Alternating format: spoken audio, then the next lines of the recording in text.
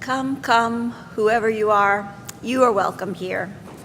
No matter your age, your size, the color of your eyes, your hair, your skin, you are welcome here. No matter how you came here, if you came alone or with others, you are welcome here. No matter whom you love or how you speak or whatever your abilities, you are welcome here.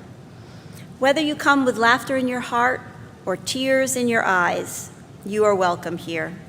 If you come with an open mind, a loving heart, and willing hands, then you are indeed welcome here.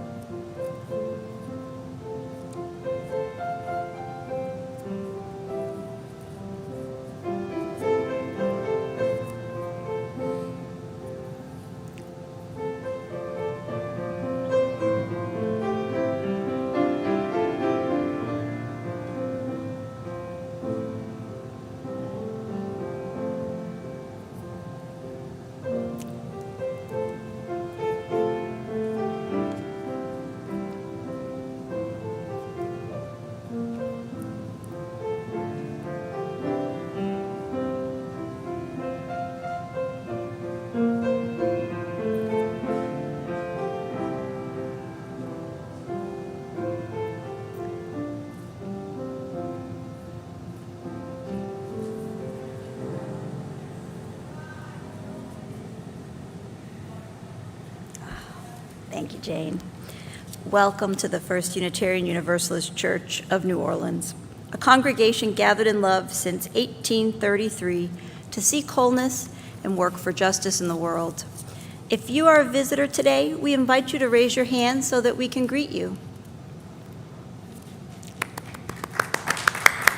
Welcome. As a lay-led congregation, we welcome a variety of worship leaders, both from our congregation and from the broader community. Today, we are delighted to welcome Edie Wolfe, a member of our congregation who on a typical Sunday also serves in the critical role of lead coffee hour host. And she's going to speak to us today about Buddhism in a message entitled, "Letting Go is All We Have to Hold On To." Now, for those of you who come to church just for the announcements, I'm going to tell you, don't feel disappointed. We've moved the announcements, even though in the order of worship it says the announcements are now. We've moved the announcements to another place. I'll let you know when it comes up. So for now, as we move into our time of worship, if you could please silence any cell phones or other noise-making devices, and please rise in body or spirit and join me as we read our call to awareness and amends, and then our chalice lighting. You'll find the call to awareness and amends at the QR code and on the back cover of your hymnal. I'll read the regular text if you'll respond with the italicized text. We gather today at a crossroads, a place of many tongues. But we are newcomers to this land.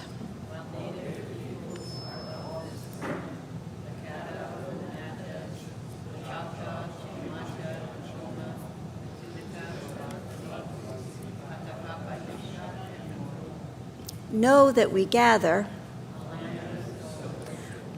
the spoils of colonialism and broken treaties. Acknowledging this history is just the first step. Where we have harmed, where we have taken, where we have disparaged, just as the flame of our chalice, we add life-giving water to earth.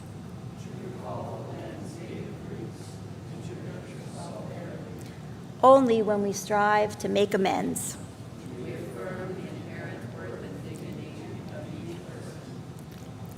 And please remain as you are and join me in reading together the words that are attributed to the Oberlin UU Fellowship that you will find in your order of worship as we light the chalice of our heritage. We light this chalice to find inner peace for each other and faith in ourselves. Also to be welcoming to whomever we meet and kind to all living creatures. So gather around this light of hope as we share this time together. And please remain as you are for our opening hymn, number 184 in the gray hymnal.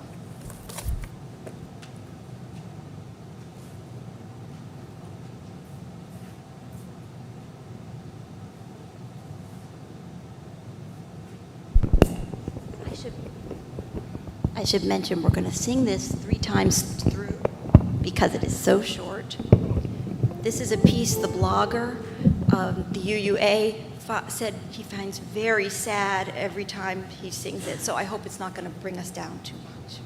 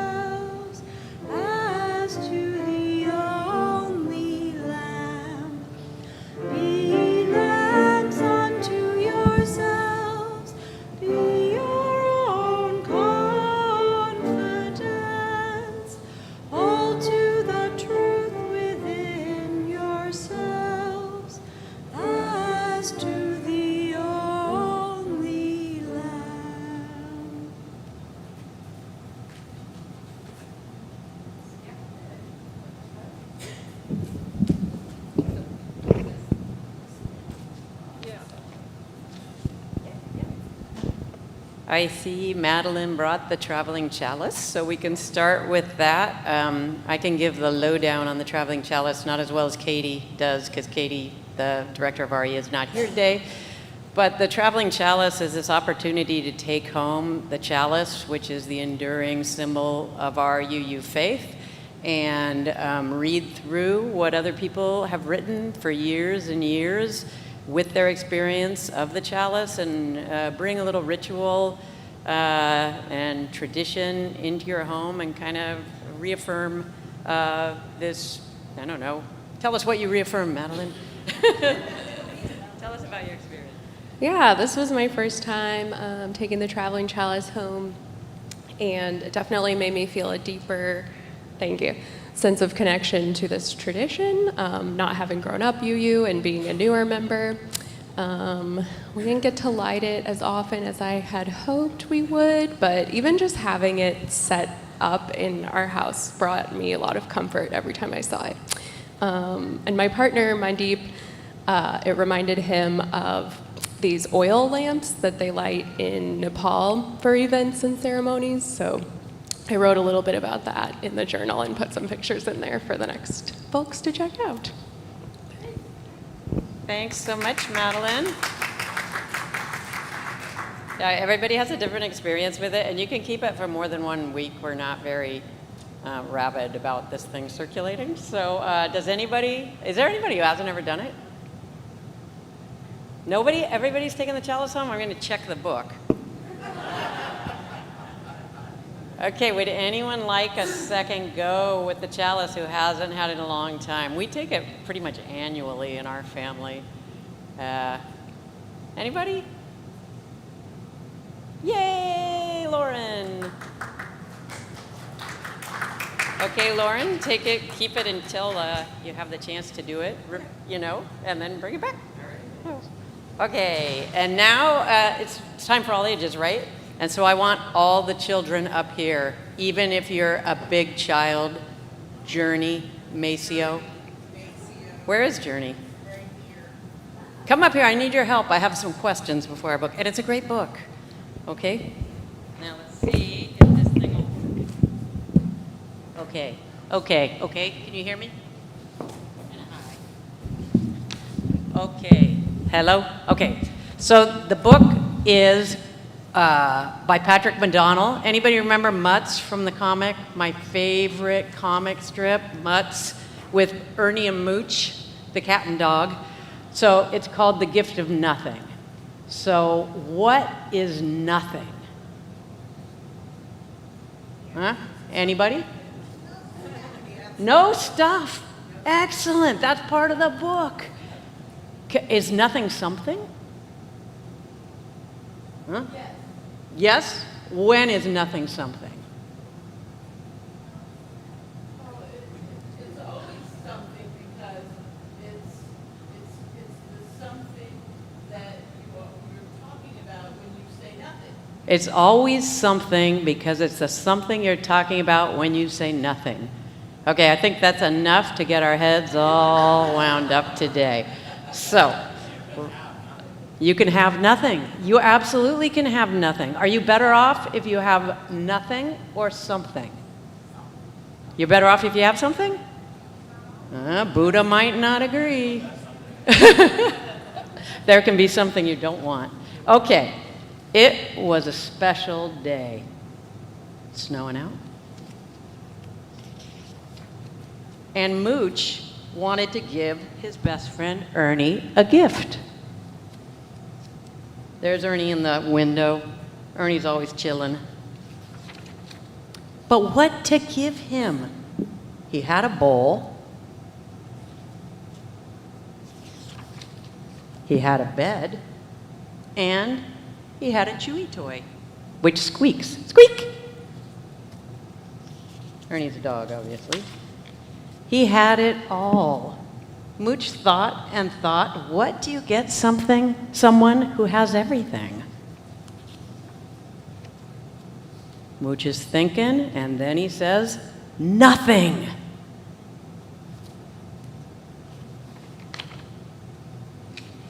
He would give Earl the gift of nothing.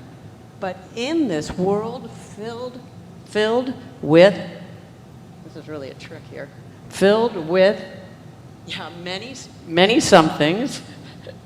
I gotta sit like this. In this world of many somethings, where could he find nothing? Where do you go to find nothing?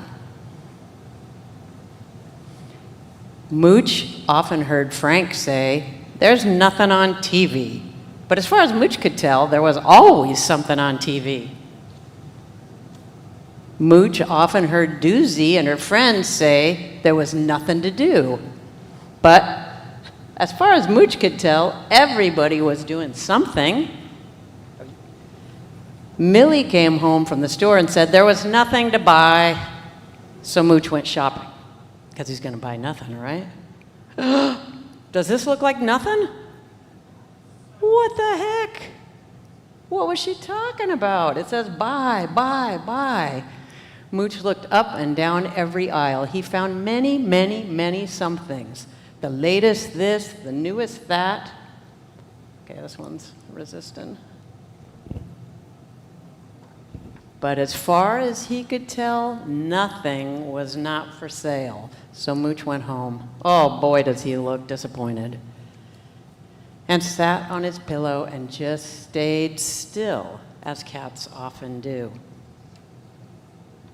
And not looking for it, he found something. This is what happens. So he went and got a box, and he put nothing in it. Then Mooch thought, maybe Earl deserves more than this. So he got a bigger box. Now that is plenty of nothing. For me? Said Earl. Mooch, you didn't have to give me anything. Who told him? Mooch thought. Earl opened Mooch's gift. He looks a little puzzled. There's question marks coming out of Earl's head.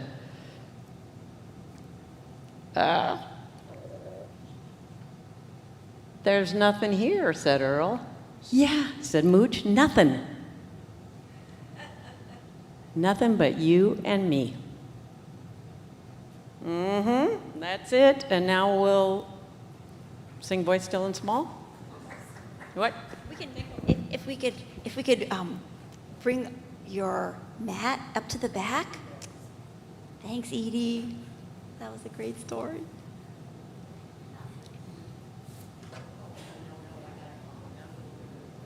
I think, is that my prayer? Oh, no, no problem. You're most welcome.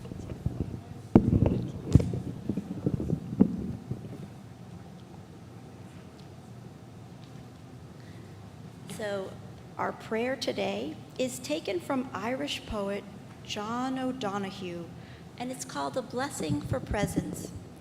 After the prayer, we'll enter into a time of silence, followed by singing together, Voice Still and Small.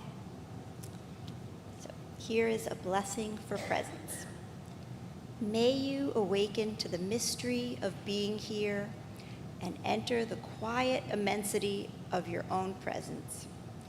May you have joy and peace in the temple of your senses.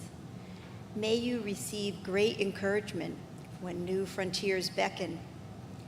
May you respond to the call of your gift and find the courage to follow its path.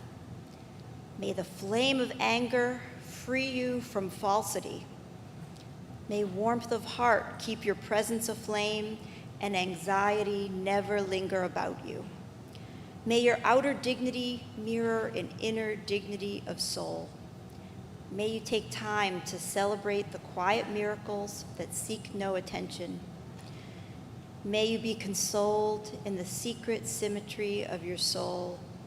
May you experience each day as a sacred gift, woven around the heart of wonder.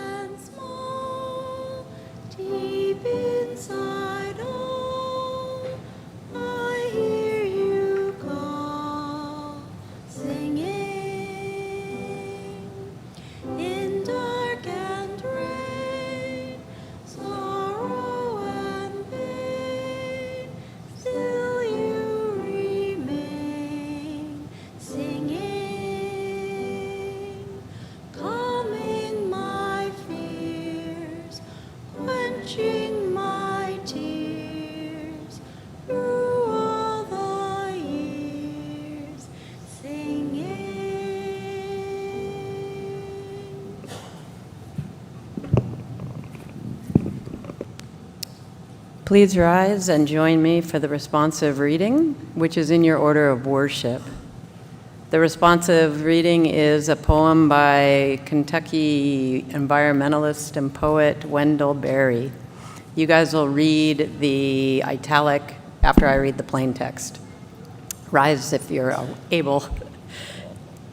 When despair for the world grows in me, And I wake in the night at the least sound, in fear of what my life and my child's lives may be, I go and lie down where the wood drake rests in his beauty on the water. and the great heron feeds, I come into the peace of wild things. who do not tax their lives with forethought or grief. I come into the presence of still water. And I feel above me the day-blind stars waiting with their light. For the time I rest in the grace of the world and am free. Please be seated.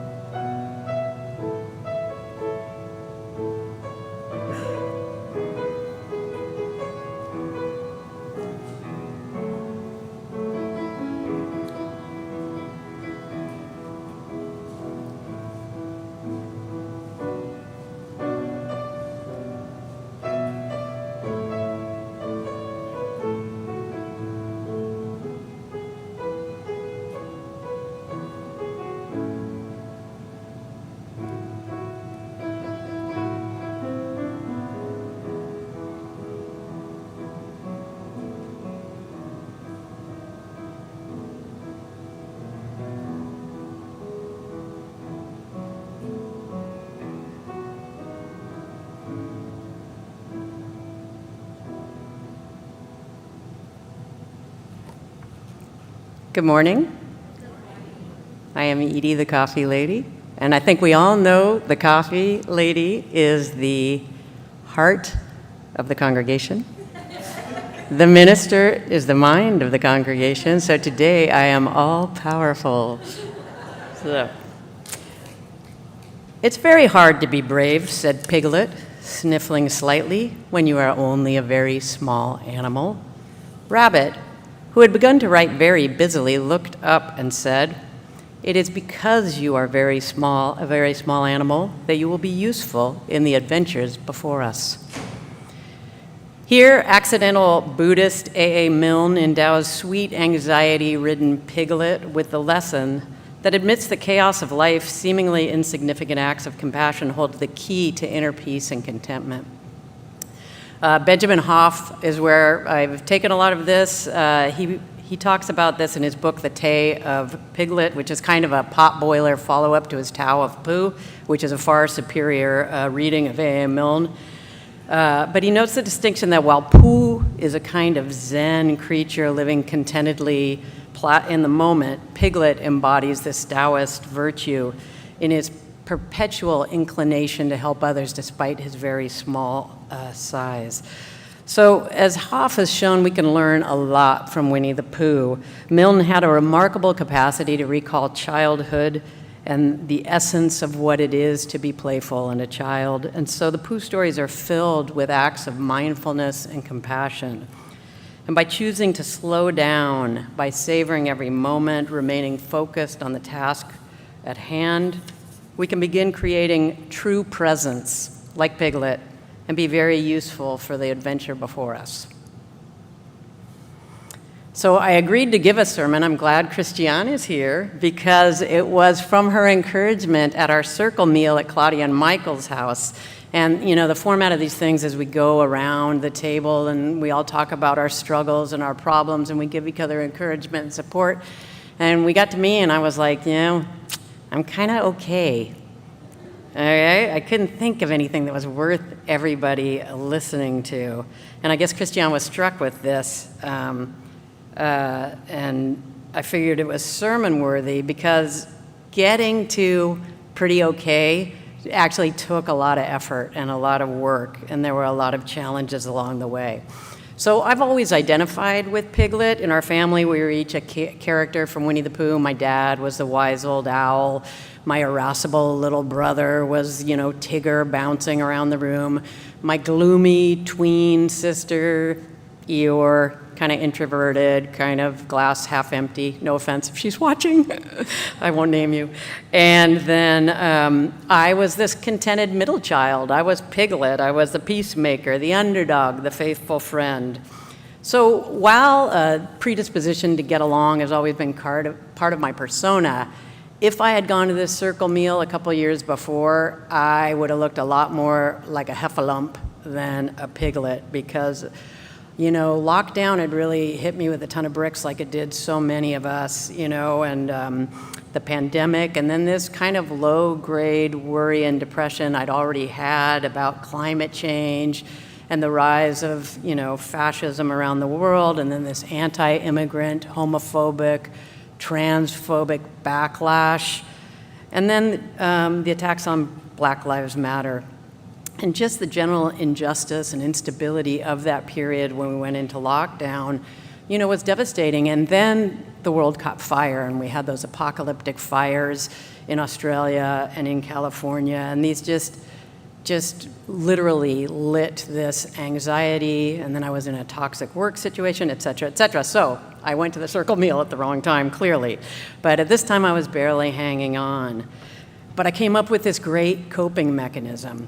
5 o'clock came around, I'd feed the kids, I'd turn on Netflix, I watched copious amounts of Netflix, I ate copious amounts of buttered popcorn, and I drank a lot of wine. And everything was fine. I had it all fixed. I would fall into bed, tipsy, contented, at peace with the world, until about 3 in the morning. And then the anxiety kicked in for a little while, and then the next morning it was back and even worse than it had been the day before. And so with time, I realized my treatment was exacerbating the condition. And this is when I came to Buddha, came to my inner Piglet, came to whatever I came to, but I came to mindfulness and began a mindfulness practice, and that's what I want to talk about today more than Buddhism. You know, so much of this aligns with our UU values, and it's not just restricted to any theology or spiritual doctrine. But for those who aren't familiar with mindfulness, it just means a technique where you can learn that involves noticing what's happening in the present moment without judgment at all. If you meditate, it greatly enhances your mindfulness, because that's basically what you're doing. You're just concentrating on your breath, putting your mind at rest, and not judging the feelings that come, just sitting with them, experiencing them, letting them go, and basically just being, kind of like Winnie the Pooh. We just accept the thoughts that arise. And there's a lot of misconceptions that you're supposed to sit there and your mind should be empty. You're not supposed to think. But that's impossible. Your mind is this organ, and its job is to think. It's always going to be thinking. The mind, you just watch the thoughts come and go. That's the main thing. You don't analyze. You don't do all the things that the brain wants to do. You don't rationalize. You don't try to remember, recollect, resent, all those things. So I practiced this letting go for an increasing long periods of time. I started practicing yoga. I let go of a lot of fears, worries, a lot of resentment about work. I ditched the wine because it really was antithetical to real presence. And I just walked more with this hypersensitive awareness of everything around me. And slowly my anxiety started to abate. I could see the wonder of life again. When I went out for these long walks, I could feel my feet hitting the earth like you're supposed to. I marveled at the sense of the magnolias. I marveled at the bird songs. I greeted my anti-vaxxing neighbors with genuine love and affection. And the world was still on fire, but I did not care. And this was the problem. I did not care. So this is what I wanted to talk about today, is this problem of mindfulness that helped me and yet hindered me. Author and Zen priest Ruth Ozeki talks about our need not to see. I'm reading a book by Ruth Ozeki right now in My Year of Meats. Anybody have read My Year of Meats? So I won't give any spoilers, but the book is about the parallel lives of a Japanese-American television producer named Jane and Akiko Ueno, a Japanese housewife. And Jane is tasked with making this show produced by the American meat lobby to increase consumption of meat in Japan. And ultimately, Jane becomes ambivalent about her relation to the meat industry as she travels through America and becomes closer to factory farming and all its negative moral and health implications.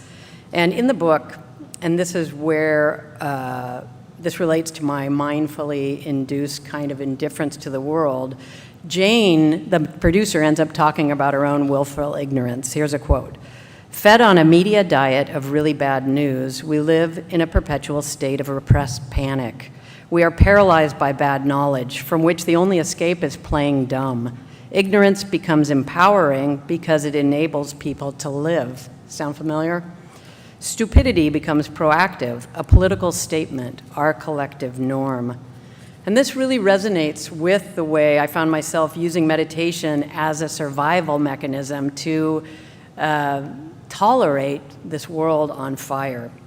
And there's been a lot of criticism around the commodification of mindfulness by the wellness industry in the United States.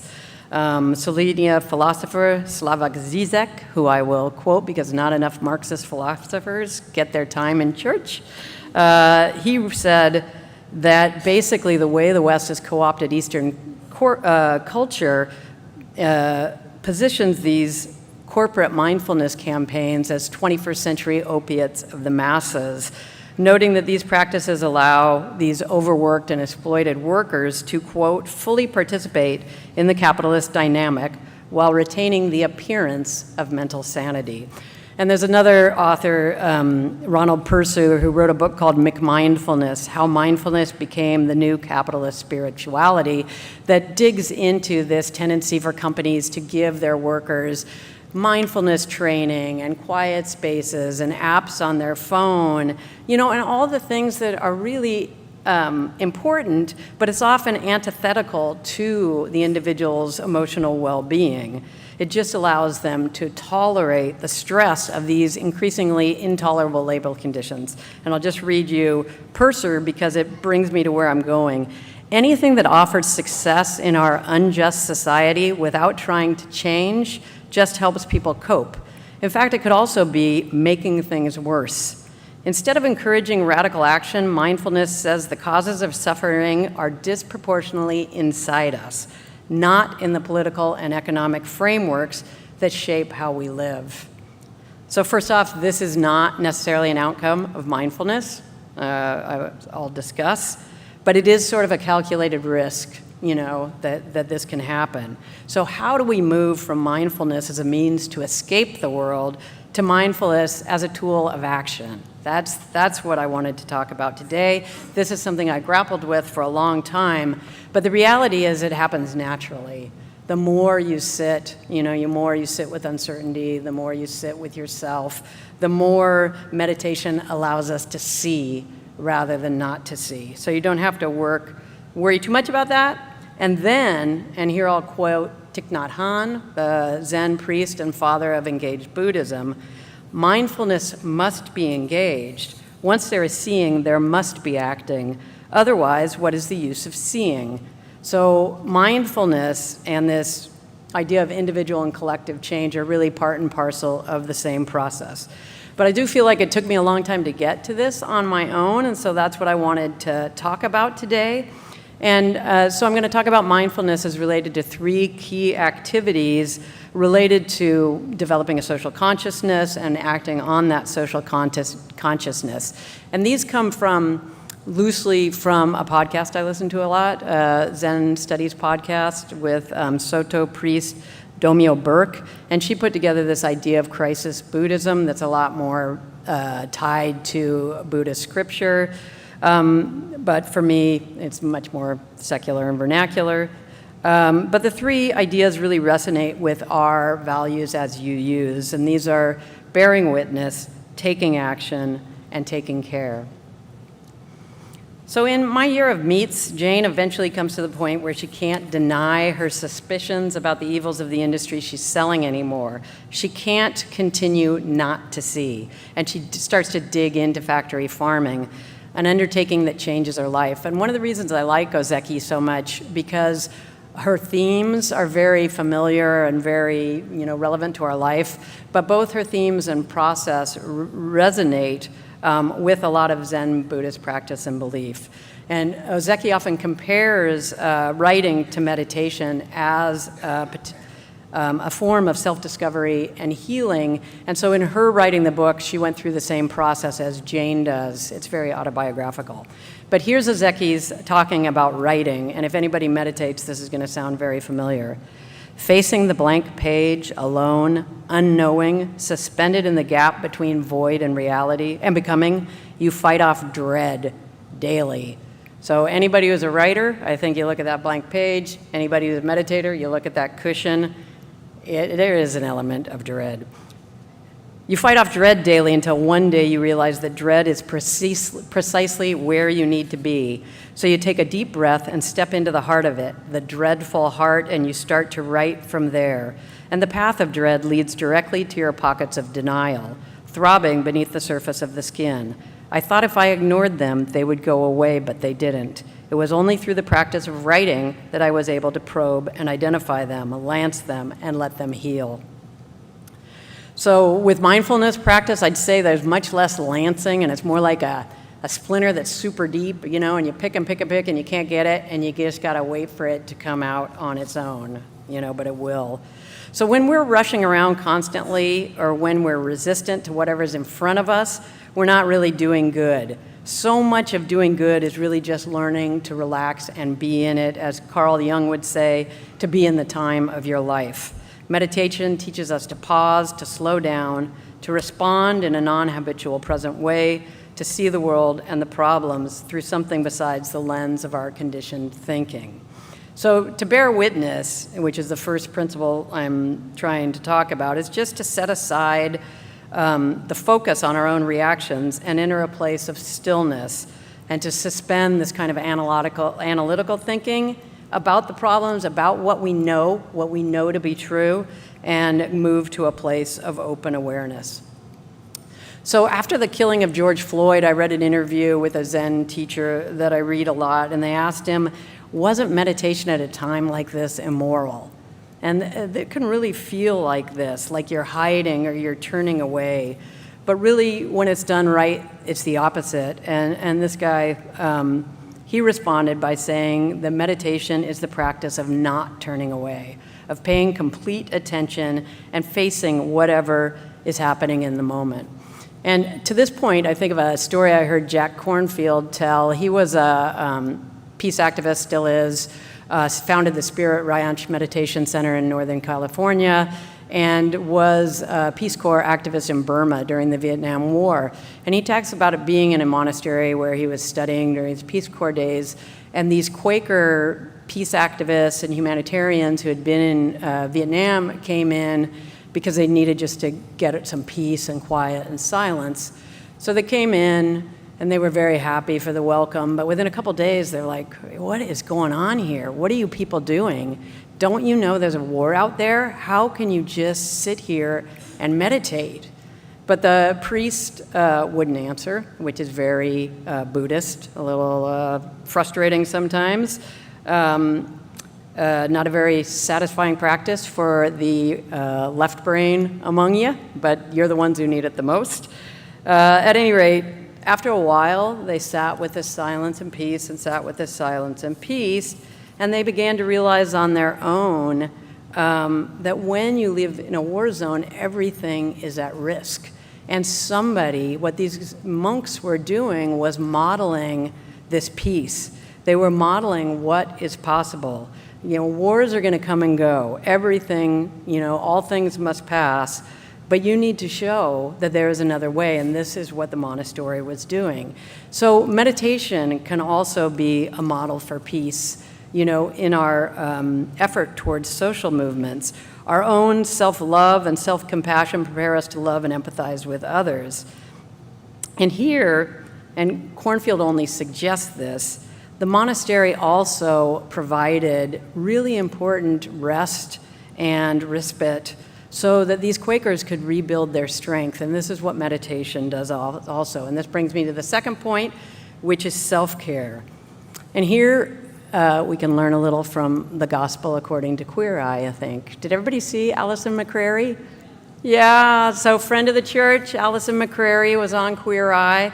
She's a Catholic sister, no longer, recently left, but a tireless community organizer, social justice attorney, anti-death penalty activist, and a spiritual advisor on death row. She has a lot to give, and she's just a delightful human. You guys should watch this. It is, even if you don't like the show, she is wonderful. But it's very telling that when Jonathan, he's the hair guy, starts to do her hair, and starts it, she begins to weep.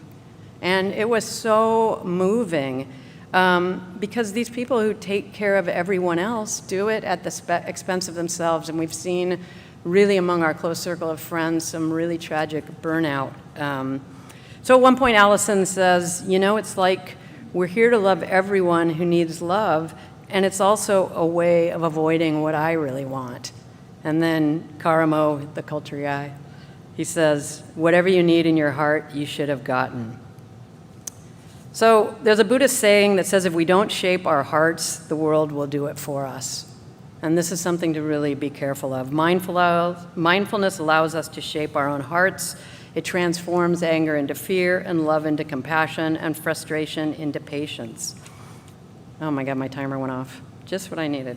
Mindfulness allows us to shape our own hearts.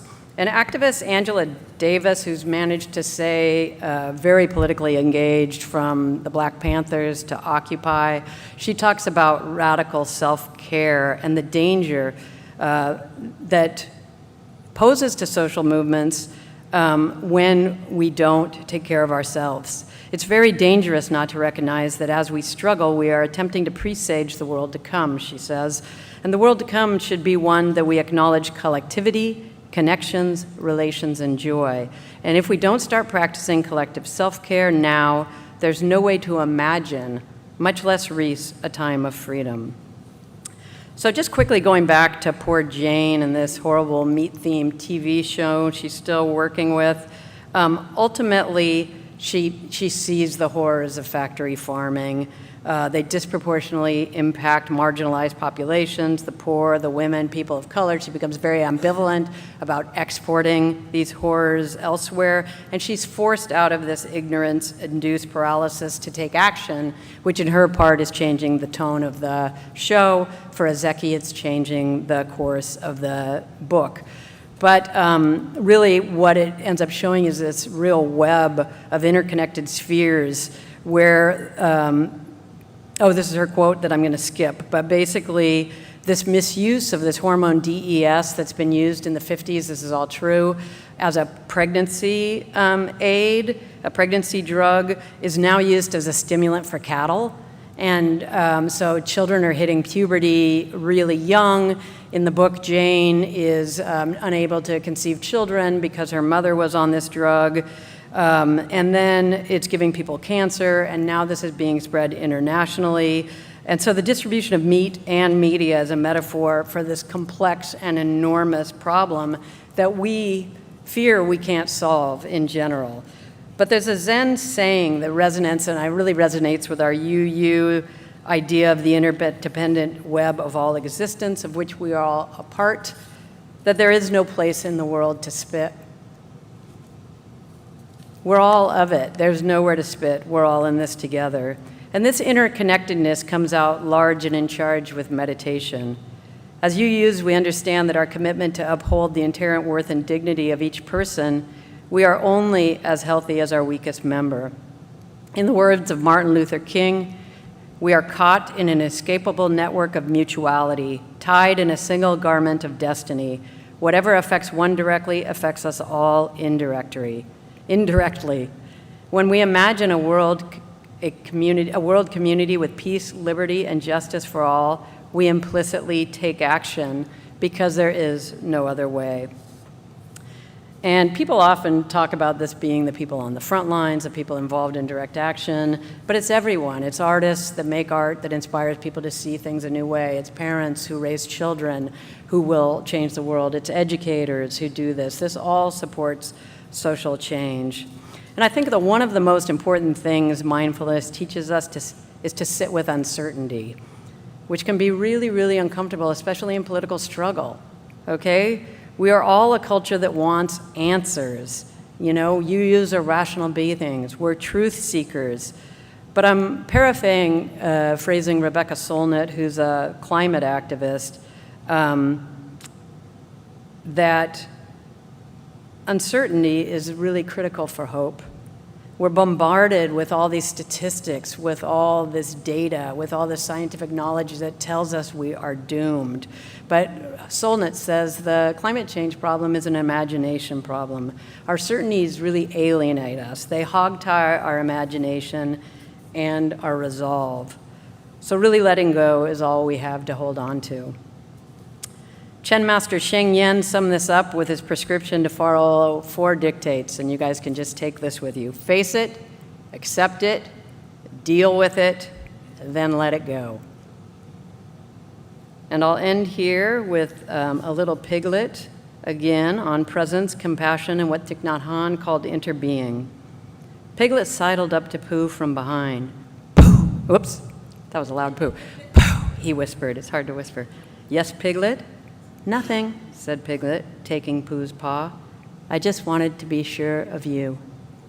Amen, Eshe, so may it be.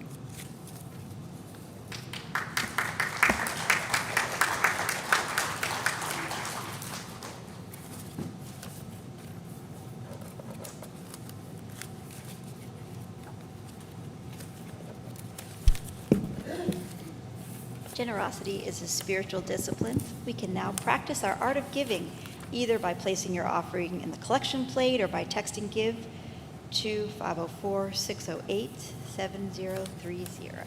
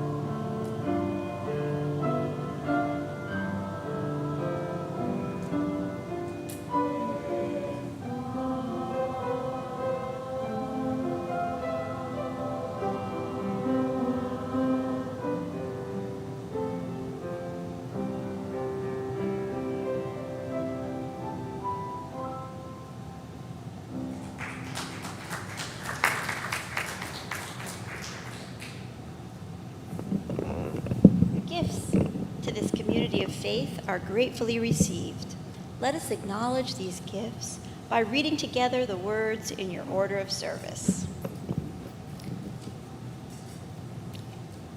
This gift from the abundance of my life blesses me, our ministries, and the world. Giving in the offering plate and pledging are part of how we steward this congregation, but there are countless other ways to serve, build community, and share our love with the rest of the community. A few opportunities coming up include today's brief meeting and vote at noon sharp. It's going to be, I think, less than half an hour, but a very important meeting that all members are encouraged to sign in and attend and state a vote. There's also a larger congregational meeting next week on the 17th. And if you look in your weekly digest, you can learn more about the RE Campfire Party and the Young UU meetup with other congregations next week. And I think we have a spotlight announcement from Jafia.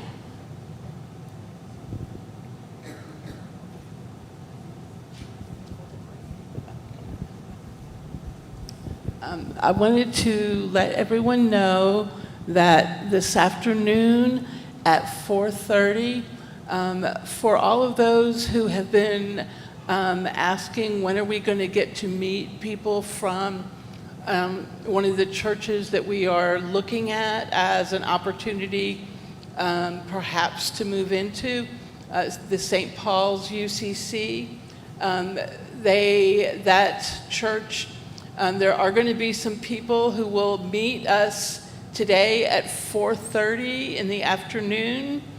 And so if you are interested in coming and getting to meet those people, please let me know. Cindy, the moderator from Houston who's been working with us, has organized this. And so I want to make sure that I can tell her that we're going to show up, and so that we can get to know them. It's, I was just looking at it, I think it's, wait a minute.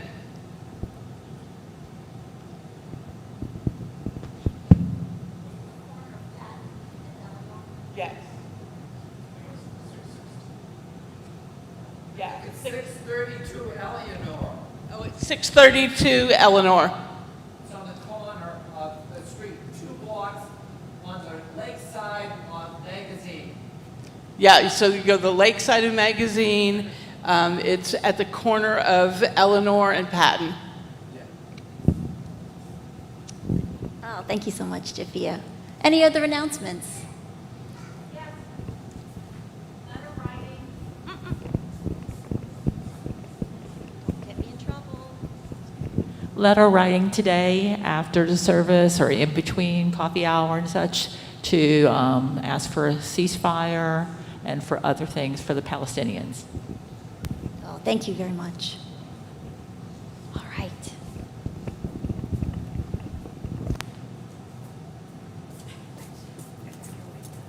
Great.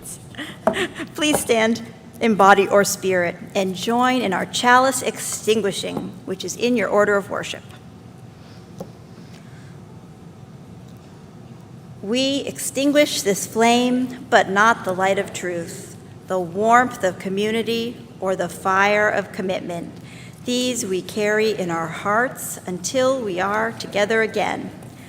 And please remain as you are and join in our closing hymn, number 1031 in your teal hymnal, Filled with Loving Kindness. And you'll see that there's 3 verses, but for each verse, all we change is the pronoun. I to you to we.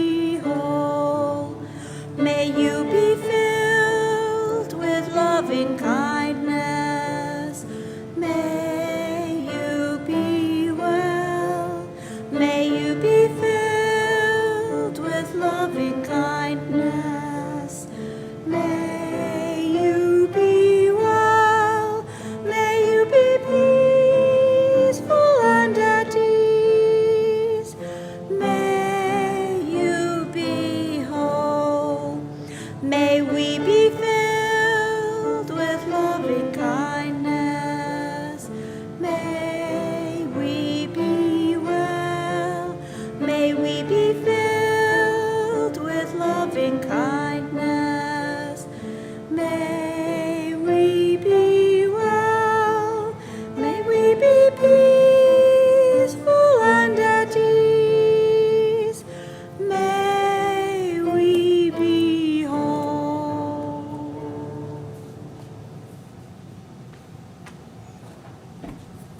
The benediction today comes from a 7th century Indian Buddhist Shantideva.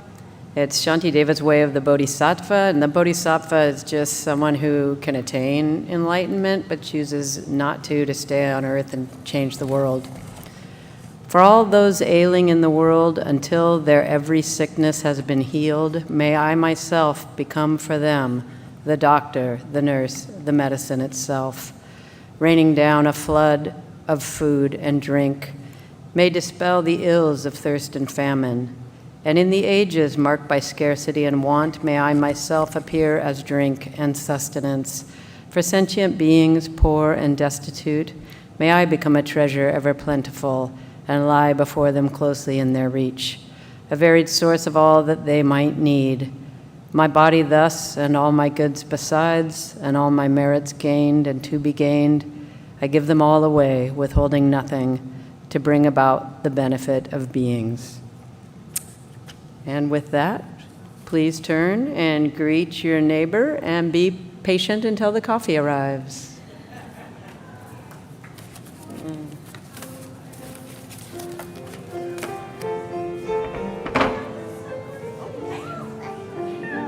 A little more. I had to rush at the end because my timer went off.